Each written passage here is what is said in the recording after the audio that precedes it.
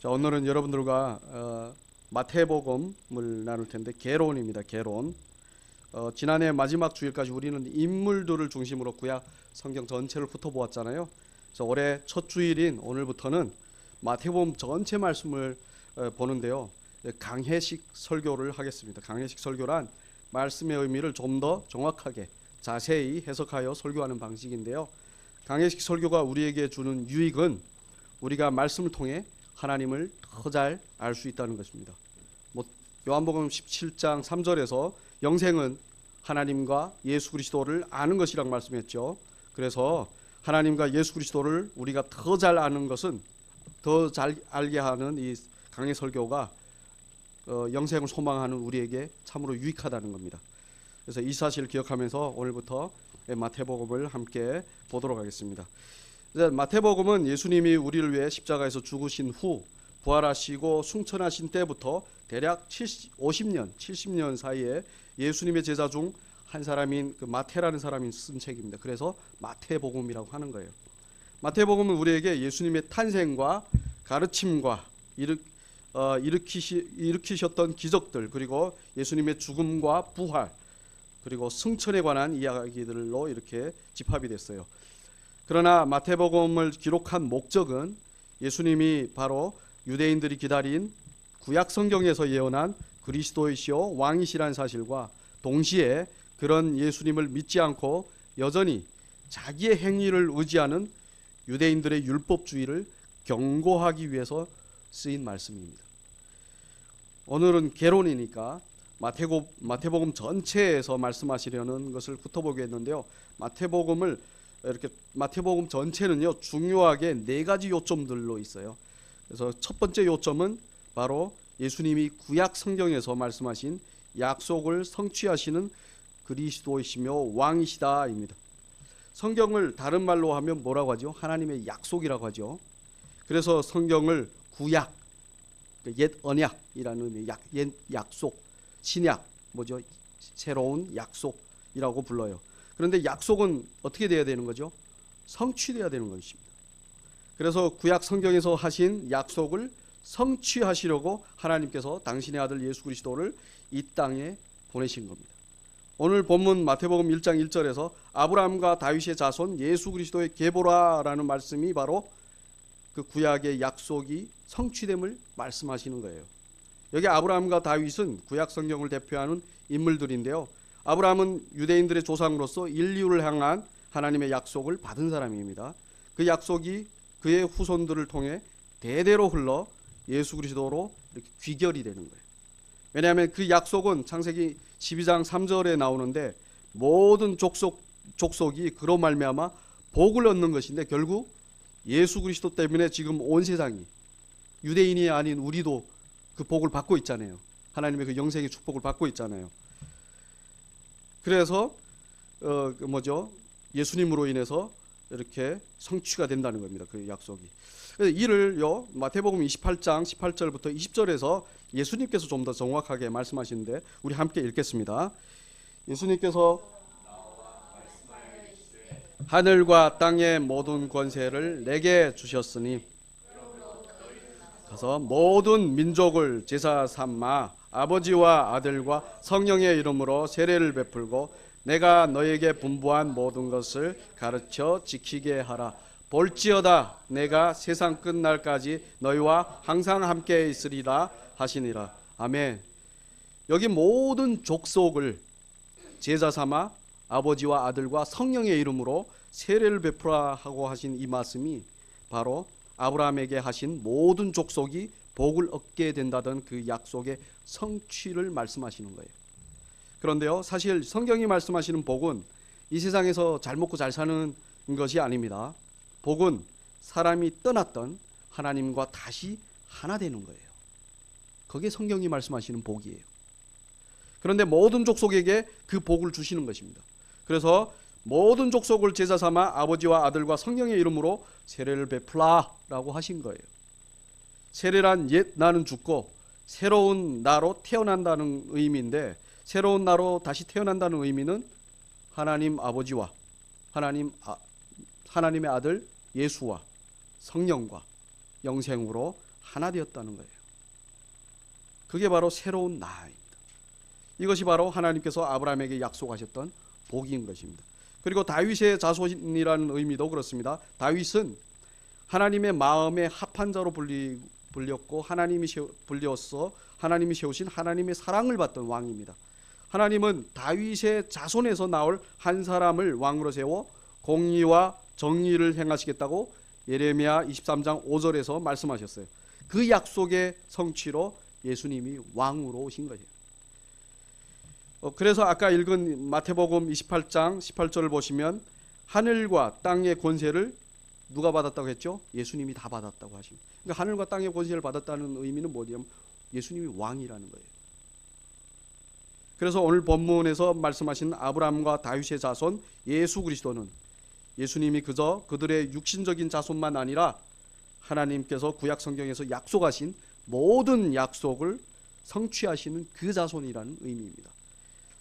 그래서 마태복음 전체를 읽다 보시면 선지자로 하신 말씀을 이루시기 위함이란 말씀들이 꽤 많이 나와요.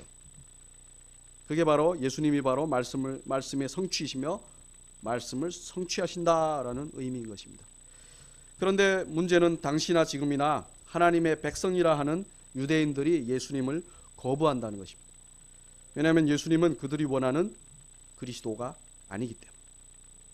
사실 당시 유대인들은 그리스도를 애타게 기다렸습니다. 지금도 그래요. 왜냐하면 당시 그들은 말라기 선지자 이후 거의 400년 동안 선지자가 없는 상태에 있었기 때문에. 선지자가 없다는 것은 하나님께서 그들에게 말씀하시지 않으셨다는 의미예요. 하나님 백성인데 하나님께서 말씀하시지 않으면 이거 아주 큰 일입니다. 하나님께서 크게 노하셔서 그렇게 하신다고 여겼던 것입니다. 그래서 그들은 당시 그들이 불경하다고 여기는 로마 제국의 식민지로 있었는데 그것을 하나님이 노하셔서 벌로 주시는 거라고 여겼던 것입니다. 그래서 열심히 율법을 지키고 제사를 드림으로 하나님의 그 노하심을 풀어드려서 하나님이 빨리 그리스도를 보내주시길 원했어요. 왜냐하면 그리스도가 오셔야 왕이 되셔서 자기들 그 로마 제국의 식민지로부터 구원해주고 또한 자기들을 로마 제국보다 더 강한 나라로 만들어 줄 수 있다고 생각했기 때문입니다. 그런데 문제는 예수님은 그런 그들의 바람과 거리가 먼 그리스도였어요. 거리가 먼 그리스도였습니다. 율법을 열심히 지키는 그들을 인정하지도 않으시고 또한 로마 제국을 무너뜨리고 이 세상에 새 나라를 세울 생각도 없어 보였습니다. 그러니 유대인들은 그런 예수님을 거부할 수밖에 없는 거예요. 사람은요, 자기들이 원하는 대로 움직여주지 않으면 아무리 하나님이어도 버리게 됩니다. 그게 사람의 본성이에요. 그런데 기억하십시오. 하나님은 사람이 원하는 대로 행하시는 분이 아닙니다. 하나님은 당신의 뜻대로만 행하세요. 왜죠? 그분이 하나님이시기 때문에. 사람이 뜻대로 움직이시면 하나님이 아니세요. 그리고요, 모든 것이 하나님의 뜻대로 되어야만 사람에게 유익한 겁니다. 선한 겁니다. 이 사실을 모르고 모르면 자기가 마땅히 구해야 하는 것이 무엇인지도 모르고 구하게 돼요. 그래서 우리는 기도할 때 우리가 원하는 것을 막 구하기보다 하나님의 뜻이 이루어지기를 기도해야 돼요. 마태복음 6장에서 예수님이 가르쳐 주신 기도대로 말입니다. 나라가 임하오시며 뜻이 하늘에서 이루어진 것 같이 땅에, 즉 나에게도 이루어지게 하시옵소서 라고 기도해야 되는 겁니다. 예수님도 십자가를 지시기 전에 겟세마네 동산에서 하나님께 그렇게 기도하셨죠. 내 원대로 하지 마십시오. 누구의 원대로 하라고요? 아버지가 원하시는 대로 하시옵소서 라고 기도하셨어요. 그러니 우리의 바람은 누구의 바람과 맞아떨어져야 되죠? 하나님의 바람과 맞아야 돼요. 기도도 하나님의 뜻대로 되길 바라는 기도가 옳은 기도입니다. 물론 신앙의 초창기에는 사람이 원하는 대로 하나님께서 들어주세요. 왜냐하면 어리니까요. 우리도 아이가 어릴 때는 아이가 원하는 대로 해주잖아요. 그렇죠? 마찬가지로 신앙의 초기에는 사람이 원하는 대로 하나님 들어주세요. 왜냐하면 그래야 믿음이 성장하니까. 그러나 어느 정도 성장하면 사람이 원하는 대로가 아닌 하나님의 뜻대로 가르치십니다. 그러면 하나님의 뜻이 뭘까요? 네, 예수 그리스도를 믿고 그분 안에서 하나님과 하나 되는 거예요. 하나님과 하나 되지 않으면 절대로 그 줄줄이 따라오는 영생과 기쁨과 평안과 이 모든 것은 없어요. 무조건 하나님과 하나 되었을 때만 그게 있는 겁니다. 하나님이 주시려는 그 모든 복을 누릴 수 있는 거예요. 그러나 유대인들의 바람은 그런 하나님의 뜻과는 전혀 맞지 않았어요. 동상이몽이라고 들어보셨죠? 같은 침대에서 다른 꿈을 꾼다는, 하나님의 백성인데 하나님과는 전혀 다른 뜻을 가지고 있는 것입니다. 그러면 왜 하나님의 백성이라는 유대인들이 하나님의 뜻으로 오신 예수 그리스도를 믿지 못했을까요? 그것은 바로 사람이 자기 스스로가 하나님처럼 되려고 하는 죄성이 사람에게 있기 때문입니다. 그 죄성 때문에 유대인들은 자기들이 스스로 율법을 지킴으로 하나님이 원하신 의에 도달하려고 했습니다. 그런데 예수를 믿어야만 의롭게 된다고 하니 받아들이기가 힘들어요. 그러니까 나의 모든 행위는 어떻게 되는 거죠? 그거는 그러니까 무의미하다고 처리가 되는 거예요. 오직 예수 믿는 것만 된다. 그러니까 나의 온갖 선한 행위는 이게 심지어는 죄로 여겨지는 거예요. 오직 예수 믿는 것만 의롭다고 하는 거예요. 그러니까 믿지 않는 거예요. 유대인들은 율법을 지키기 위해서 얼마나 노력한 사람들인데, 정말 열심히 한 사람들입니다. 그런데 그들의 모든 행위를 부정해 버리시니까 믿지 못하겠는 거예요. 사람들 사이에서는 스스로 뭐가 되는 것을 좋은 것으로 여길지 몰라요. 하지만 하나님께는 아닙니다. 하나님께서는 사람은 스스로가 아닌 오직 하나님에 의해 뭐가 되어야 한다고 하십니다. 그래서 사람은 하나님만을 절대적으로 의지해야 되는 거예요. 그게 바로 하나님의 형상대로 지음받은 사람이 해야 하는 일인 것입니다. 그러니 여러분도 어떻게 하나 하나님만 의지하려고 해야 됩니다. 제가 설교를 하는 것이 일이잖아요. 그런데요, 설교 한 글자 한 글자 준비해야 할 때 정말 하나님을 의지하지 않으면 안 돼요. 제 본성은 제가 막 쓰고 제가 막 하고 싶은 얘기를 하고 싶어요. 하나님은 그렇게 하지 않습니다. 어떻게 하나 하나님을 의지하여 한 글자 한 글자 준비하게 하십니다. 그게 얼마나 힘든지 아십니까? 그런데요, 그게 옳은 거예요. 설교를 처음 듣는 저에게 우선 옳은 거고요. 다음은 여러분에게 유익한 겁니다. 여기서 하나님을 의지한다는 것은 예수를 믿는다는 말과 같은 의미예요. 그러나 유대인들은 예수님이 아닌 자기 자신을 의지하여 자기가 스스로 의롭게 되려고 율법을 열심히 지켰습니다. 그래서 예수님은 마태복음 전체에서 유대인들의 그런 율법주의를 지적하신 거예요. 유대인들이 잘 지킨다는 율법을 더욱 완전히 강화하시면서 사람은 스스로 의롭게 될 수 없음을 말씀하십니다. 이것이 마태복음 전체에 담긴 4가지 요점 중에 두 번째 요점입니다. 예수님은 마태복음 5장에서부터 직접 가르치시는데요. 우선 하나님의 의에 합당한 사람의 모델을 제시하세요.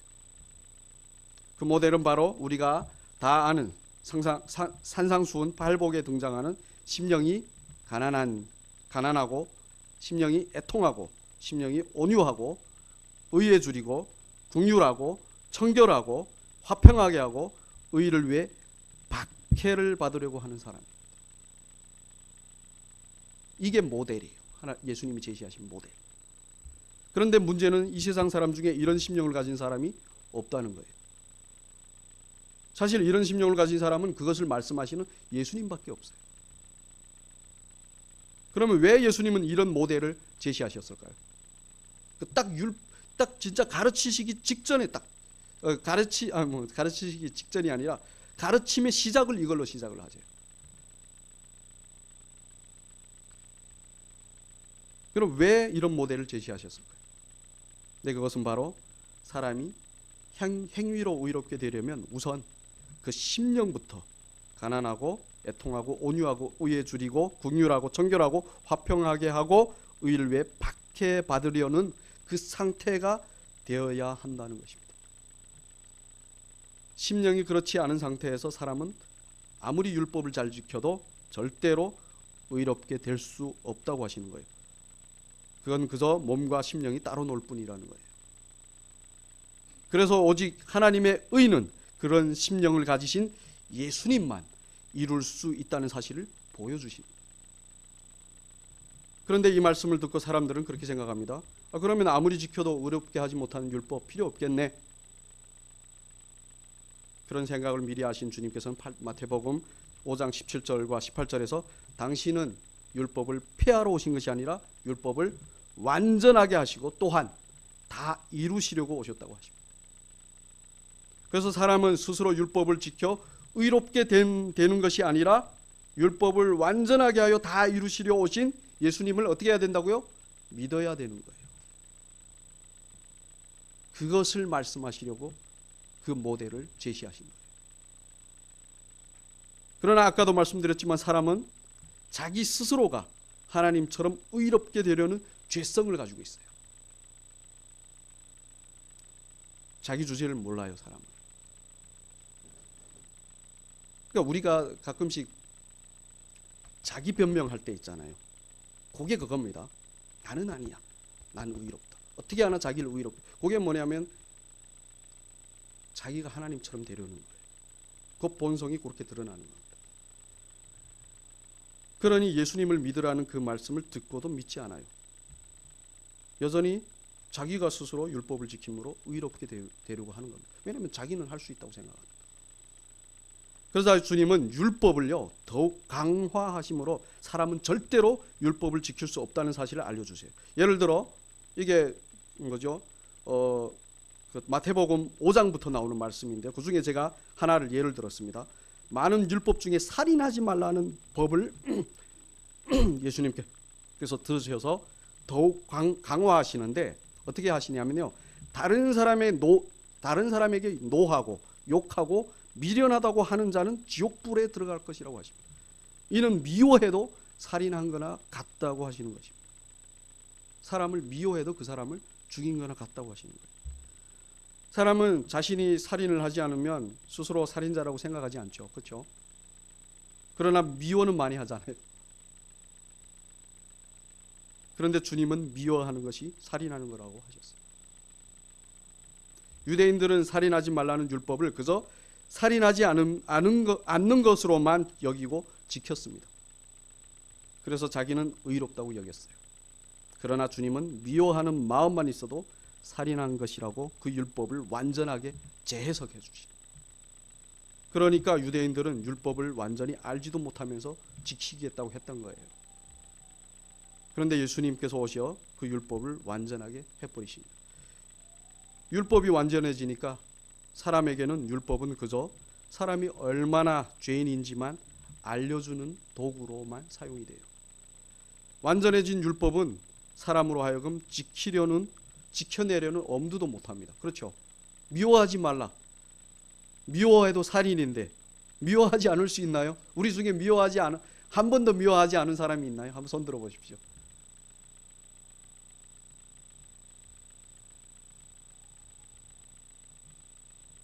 예수님이 왜 그렇게 율법을 강화시키셨을까요? 너희는 안 돼. 날 믿지 않고선 절대 안 돼. 이걸 알려주시기 위해서. 그럼에도 불구하고 사람들은 대체로 율법을 생각하면 우선 지키는 것으로만 생각해요. 마치 율법과 자기는 원래 상관없었던 관계인 것처럼 말입니다.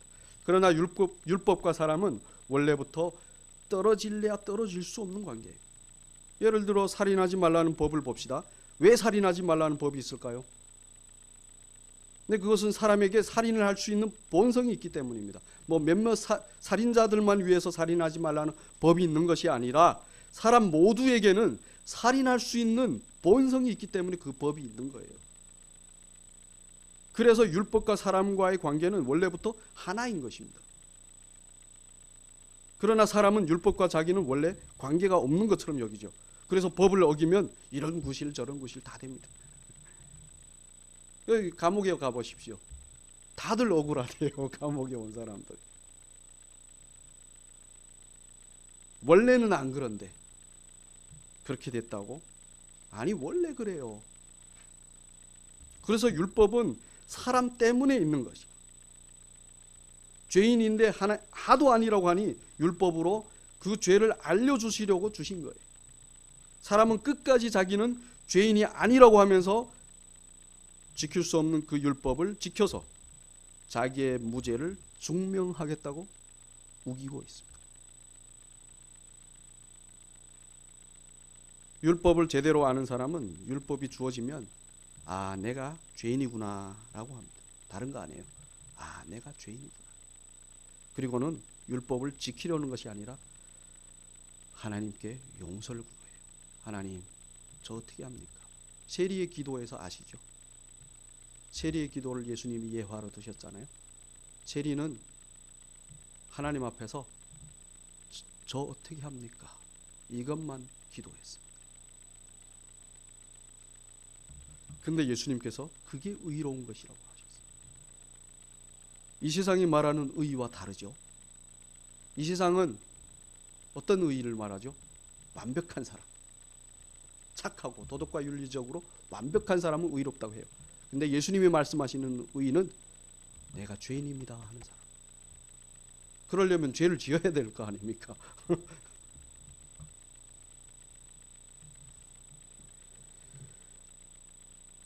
그렇다고 죄를 지라는 게 아닙니다. 그러니까 그만큼 말씀을 통해서 나를 아는 거예요. 그러나 유대인들은 그렇지 않았다는 거예요. 율법을 지키기에 바빴다는 것입니다. 사람이 내가 죄인인 것을 알아야 그게 의롭다고 하신 것은 바로 그렇게 해야만 예수 그리스도를 믿기 때문에, 그래야 그 믿음으로 하나님께서 의롭다고 하시기 때문에. 마태복음에서의 모든 예수님의 가르침은 이렇게 사람은 오직 예수 그리스도를 믿음으로 의롭게 되어 구원받는다고 하시는 거예요. 자, 그런데요, 말씀은 그렇게 하셨는데 어떻게 보증할 수 있냐라는 질문을 할 수 있습니다. 옛날에 그런 질문 많이 받았어요. 아 그래, 예수를 믿으면 구원받는데 그걸 어떻게 보증하냐고. 다시 말하면 예수 당신을 믿을 만한 어떤 걸 보여줘라. 그래서 마태복음 8장부터 읽으시면 예수님께서 사람으로는 상상할 수 없는 수많은 기적들을 일으키십니다. 이것이 바로 마태복음의 중요한 4가지 요점 중에 3번째 요점이에요. 중풍병같이 수많은 불치병에 걸린 병자들을 고치시고, 귀신 들린 자, 맹인, 맹인, 그리고 벙어리, 그리고 안전뱅이, 심지어는 죽은 자도 다시 살리세요. 그리고 바람과 바다를 잠잠케 하시고 물 위를 걸으시고 물로 포도주를 만드시고, 그리고 떡 5개와 물고기 2마리로 몇만 명을 먹이시고. 그러면 왜 그런 기적들을 보여주셨을까요? 네. 당신이 믿을 만하다는 것을 보여주시는 거예요. 그럴 권능이 자신에게 있으시다는 것을 보여주시는 거예요.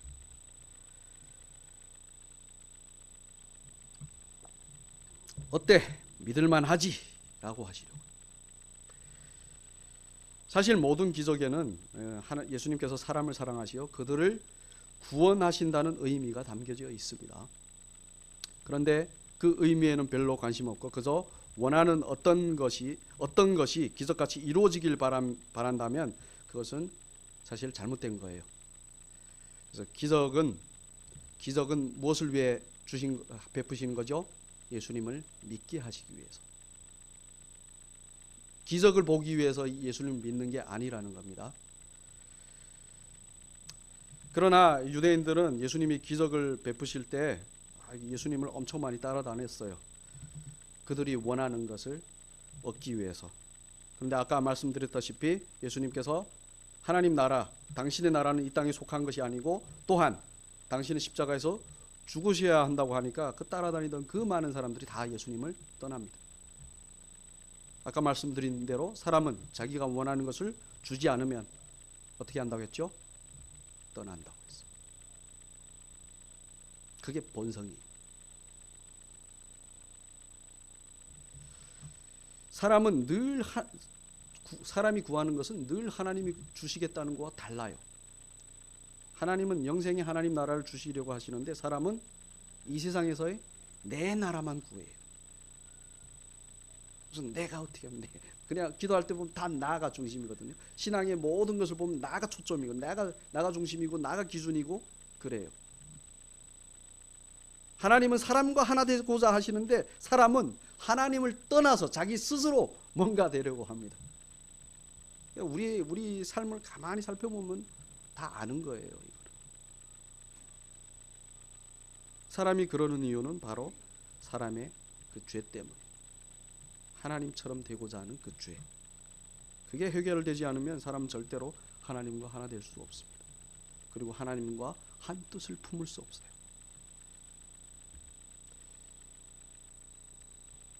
그래서 예수님께서 그 죄에서 사람을 구하시기 위해, 사람으로는 절대 안 돼요. 사람은 안 되니까.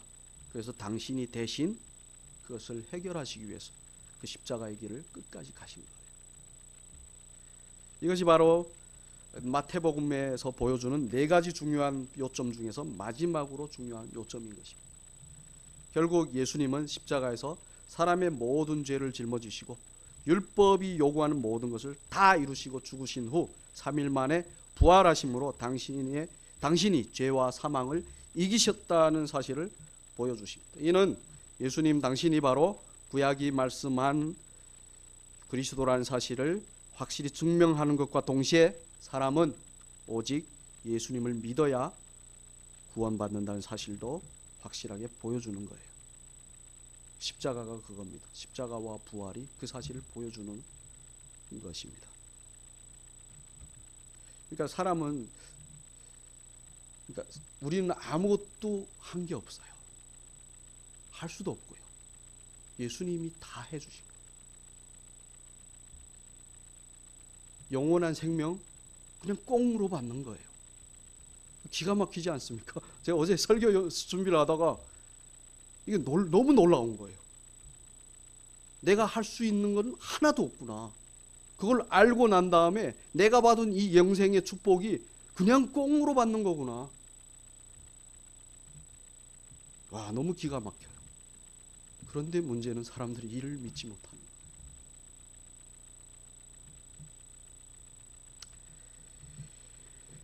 예수님의 십자가와 부활은 하나님과 우리를 다시 하나 되게 하는 하나님의 능력인 것입니다. 주님이 그렇게 율법을 완성하셨으니 믿는 자에게는 결코 정죄함이 없습니다. 정죄함이 없으니 믿는 자는 의롭게 된 거예요. 그러니 의롭게 되려고 어떤 일을 할까요? 하지 않습니다. 의롭게 되려고 무언가를 하지 않아요. 믿는 자가 해야 되는 것은 그저 그 은혜에 감사할 뿐입니다. 그리고 죄가 없어졌으니 하나님과 하나 되기에 믿는 자는 자기가 받은 그 은혜를 곧 예수님이 이 세상을 위해 하셨던 일을 어떻게 하겠죠? 감사하니까 자연스럽게 전하게 되는 거예요. 그래서 예수님께서 승천하시기 전에 아까 말씀드린 대로 28장 18절부터 21절에서 하늘과 땅의 권세를 다 받으셨으니 모든 민족에게 가서 아버지와 아들과 성령의 이름으로 세례를 베풀고 말씀하신 모든 것을 가르쳐 지키게 하라고 하신 것입니다. 여러분이 만약에 죽어가는 누군가를 구원해냈다고 생각해 보십시오. 여러분이 누군가를 구해냈어요. 그러면 어떤 마음이 들겠어요? 엄청 기쁘겠죠. 그러니까 그 기쁨으로 이 세상에 있는 사람들을 구원하는 일을 하라는 것입니다. 그 기쁨을 누려보라는 거예요. 우리가 인생이 별로 기쁘지 않잖아요. 예수님이 십자가에서 나를 위해 돌아가 주셔서 내가 이 큰 축복을 받았는데 정말 감사한데 이 세상에 살다 보면 기쁘지 않아요. 기쁘지 않을 때요. 아십시오. 다른 사람을 내가 한번 말씀으로 구원할 때 그 기쁨이 얼마나 큰지, 그 기쁨을 이 세상에서 누리면서 한번 살아보십시오. 그게 정말 큽니다.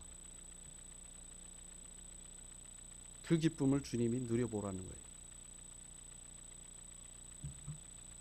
근데 그 구원하는 걸 어떻게 구원한다고 하시죠? 아버지와 아들과 성령의 이름으로 세례를 베풀고 또 뭐죠? 당신이 하신 모든 말씀을 가르쳐 지키게 하라.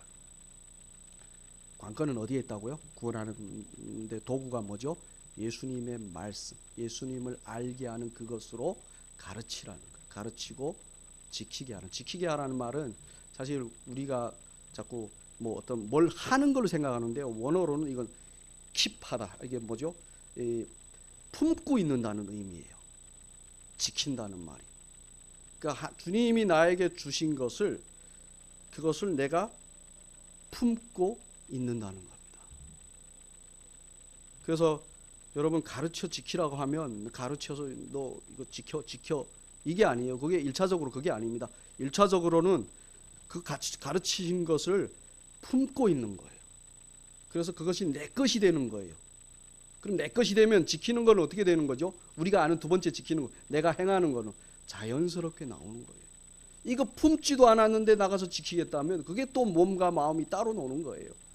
그게 일단 주님이 가르치신 것이 내 마음이 되어야 된다는 거예요. 그것으로 내가 심령이 가난하고 뭐죠? 애통하고 청결해지고 화평하게 하고 의를 위해 박해받으려고 하는 그게 돼야 된다니까요. 그랬을 때 비로소 자연스럽게 그 행위가 나오는 거예요. 그런데 그거는 우리 스스로 할 수 있는 게 아닙니다. 그래서 예수님이 뭐라고 하셨는지 아십니까? 21절 마지막에 볼지어다 내가 세상 끝날까지 너희와 어떻게 하신다고요? 항상 함께 하신다. 인간이 스스로 하는 게 아니에요. 예수 믿은 다음부터는요 스스로를 절대 생각하시면 안 되죠. 예수님 약속하셨죠. 항상 함께 한다고. 우리 어디 가도 예수님은 우리와 항상 함께 하세요. 우리가 안 보일 뿐이지, 우리가 못 느낄 뿐이지 주님이 우리와 함께 하신다는 걸 꼭 기억하십시오. 우리가 죄 짓는 그곳에서도 주님이 함께 하세요. 우리가 누구를 미워하고 우리가 누구를 욕하는 그곳 주님이 우리와 함께 하신다. 오늘 이렇게 마태복음을 예수님이 구약의 말씀을 성취하시는 그리스도이시다. 율법을 완전하게 강화하심으로 사람은 율법을 지킴으로 의로울 수 없다. 예수님은 믿을 만하다는 사실을 기적을 일으켜 보여주셨다. 그리고 예수님은 십자가와 부활로 모든 것을 완성하셨다라는 네 가지 요점으로 이 마태복음 전체를 정리할 수 있습니다. 이렇게 정리하면서 제가 좀 여러분들에게 말씀드리고 싶은 것이 있는데요. 그것은 바로 우리는 성경에 보이는 글자로 보이지 않는 하나님을 알아야 됩니다. 보이는 사람의 역사로 보이지 않는 하나님의 역사를 보는 것이 진짜로 보는 거예요. 예를 들어 남자가 여자에게 꽃을 선물합니다. 보이는 것은 뭐죠? 꽃을 주고받는 남녀죠. 이를 그냥 보이는 대로만 말하면 남녀가 꽃을 주고받았다로 끝납니다. 그러나 그렇게 끝나면 안 되잖아요. 그렇죠? 우리는 왜 남자가 꽃을 주었고 왜 여자가 꽃을 받았는지를 알아야 합니다. 그게 더 중요해요. 그럼 그게 뭘까요? 그 꽃을 준 남자와 그 꽃을 받은 여자의 마음이잖아요. 보이지 않는 마음. 보이는 것으로 뭘 본 거죠? 뭘 보는 거죠? 보이지 않는 그 마음을 보는 거죠. 그 마음이 뭐죠? 서로 좋아했다. 그것을 아는 게 그 남자와 여자를 제대로 본 거예요. 성경을 통해 우리를 사랑하시고 우리를 애타게 기다리시는 아버지 하나님의 마음을 안다면 그게 우리가 성경을 제대로 보는 것입니다. 예수 그리스도가 바로 그 아버지를 보여주시는 하나님의 아들이시고요. 그리고 많은 사람들은 영적인 것을 기도 많이 하고 성경 많이 읽고 도덕적이고 윤리적인 것으로 여깁니다. 물론 이건 좋은 것입니다. 그런데요, 사실 그런 사람의 행위는 영적인 것이 아니에요. 그런 행위는 그저 그릇에 불과합니다. 그릇. 진짜 영적인 것은 바로 그 그릇에 담긴 뭐죠? 내용입니다. 내용이 없는 그릇은 아무것도 아니에요. 아무리 깨끗하고 멋있고 비싸도 담긴 내용이 없으면 그 그릇은 어떻게 되는 거죠? 버려집니다. 예를 들는데 북한에는요, 집집마다 이쁜 그릇들을 찬장에 올려놓는 유행이 있어요. 뭐 한국은 옛날에 그랬는지 모르겠는데 북한은 그럽니다. 찬장마다 이쁜 그릇들을 이렇게 올려놓아요. 그래서 저희 집도 그랬는데 문제는 배고플 때 그 이쁜 그릇들이 아무것도 해주지 못하더라는 거예요. 그래서 내다 팔아서 빵 바꿔 먹었어요. 그릇이 없어도 빵이 있으니 그 빵으로 사는 거예요. 아무리 초라하고 더러운 손이어도 그 손에 밥이 있으니 그 밥으로 사는 거예요. 여러분, 제가 무슨 말을 하는지 이해되시죠? 뭘 지금 중점으로 말을 하려고 하는지 여러분 이해하시죠? 마찬가지로 아무리 기도 많이 하고 성경 많이 보고 도덕과 윤리적이어도 그 안에 내용, 즉 예수 그리스도가 없으면 그것은 아무것도 아니라는 것입니다. 그걸 자랑하면 그게 율법주의. 근데 그걸 자랑하는 사람들이 너무 많아요. 오히려 그것이 육적인 것입니다. 그리고 그것을 자랑하면, 이제 금방 말했죠. 그걸 자랑하는 게 율법주의로. 그러나 아무리 육적이라도, 심지어는 죄를 지어도 그 안에 예수 그리스도가 있으면 사람은 그분의 은혜로 영원히 사는 것입니다. 그게 영적인 거예요. 예수가 영적인 겁니다. 우리 안에 예수가 밝히 드러나지 않으면, 우리 안에 예수만 우리가 붙들어야 되는 주님의 그 생명으로 드러나지 않으면 영적인 것이 아닙니다.